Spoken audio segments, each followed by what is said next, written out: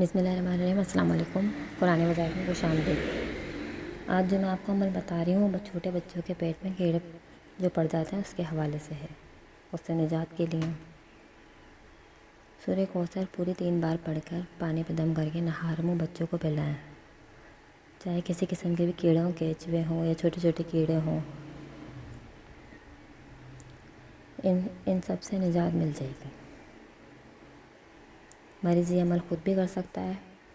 साथ साथ वक्फे से ये सूरत पढ़कर 1 दफ़ा पेट पे फूंक मारें या 3 दफ़ा पढ़ लें, 3 दफ़ा पढ़ के फूंक मार दें। 11 रोज़ के अमल से पेट में किसी किस्म के कीड़े भी हों सब ख़त्म हो जाएंगे इंशाल्लाह।